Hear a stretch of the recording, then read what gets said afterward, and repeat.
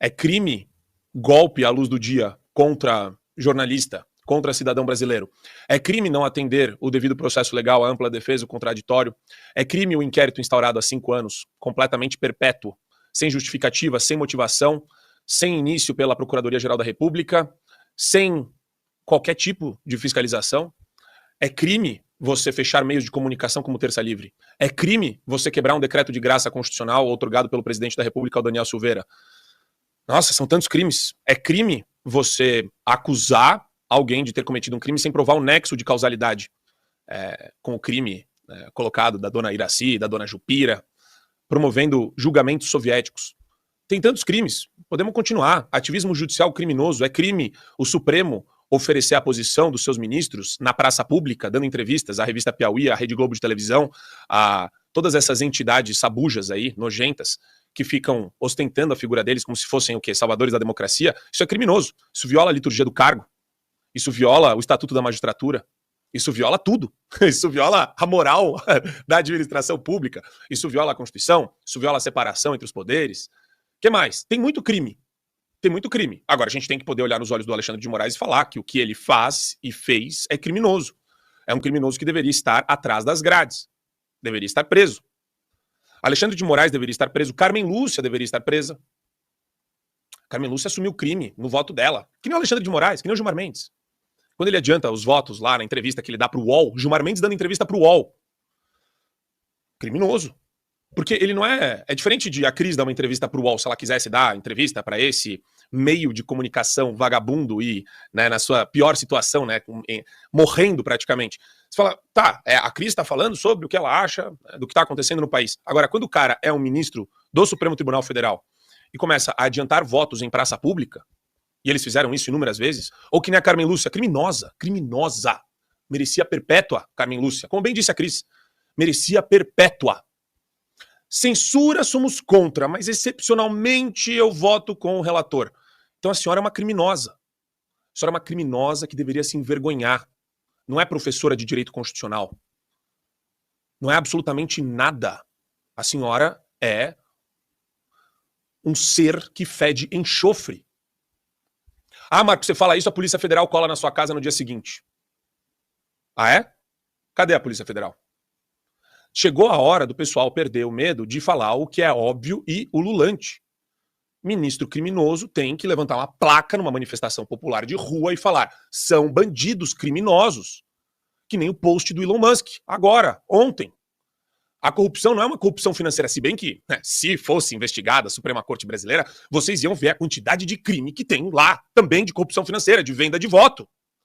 O que mais tem, eu falo isso toda hora, na reforma de uma Constituição que a gente almeja, que restabeleça a moralidade do país, a gente precisa tirar o HC deles. O HC tem que ficar no STJ. Quer dizer que vai acabar o crime? Não, não, não. Quer dizer que o tráfico de influência de advogado criminalista maleteiro, vagabundo, vai ficar no STJ. Mas o que a gente não pode é ter o guardião da Constituição sendo financiado pelo narcotráfico, sendo financiado por lavador de dinheiro, sendo financiado por bicheiro, sendo financiado pelo que tem de pior da nossa sociedade. Porque é assim que eles fazem. São as esposas sócias de escritórios de advocacia que vendem e compram, vendem e compram, vendem e compram. É um mercado de balcão. Então, é um Supremo Tribunal Federal criminoso. E muita gente na advocacia não fala porque tem recurso lá. Interpôs recurso extraordinário e está esperando o julgamento. Está rezando para ser deferido o recurso dele. E aí você vê o nível de cooptação de uma sociedade. Ah, Marco, mas a OAB falou nesta última semana.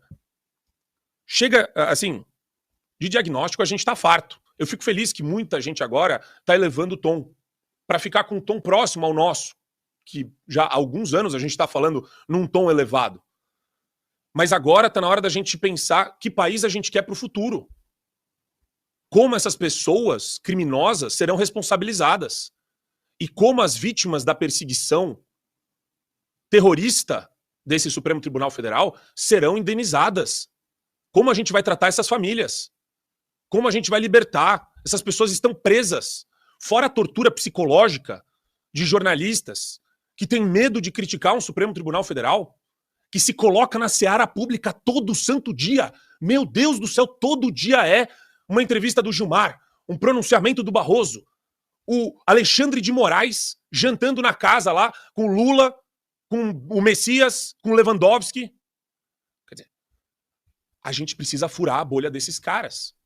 O Elon Musk, ele tá ajudando nesse processo e muita gente acha que a qualquer momento ele pode simplesmente se desinteressar pelo assunto. Eu digo que não. Não porque eu tenho uma bola de cristal, mas se eu conheço alguns autistas, e eu conheço alguns autistas brilhantes, eu falo com tranquilidade. O cara pegou essa briga e ele vai até o final. Os funcionários dele, aqui no Brasil, é que não são loucos, malucos de pedra, de escrever uma petição falando: não vou cumprir decisão judicial do Supremo Tribunal Federal golpista. Isso eu posso falar aqui na Gazeta, porque eu não tô no processo ali arrolado. Mas você não vai chegar na frente do ditador e falar: não, não, não, não, não. Isso daqui é tudo uma maquiagem, é um teatro dantesco de 10ª categoria que vocês inventam só pra meter gente na cadeia, ameaçando as pessoas de tortura na cadeia. Então, é óbvio que os funcionários dele vão falar que vão cumprir as decisões judiciais do país de acordo com a lei e a Constituição. Mas a batalha, ela tá só começando. E a responsabilidade de reformar um Supremo Tribunal Federal que virou um reino de terror, de terroristas, de tarados, de censores, de malucos, é nossa.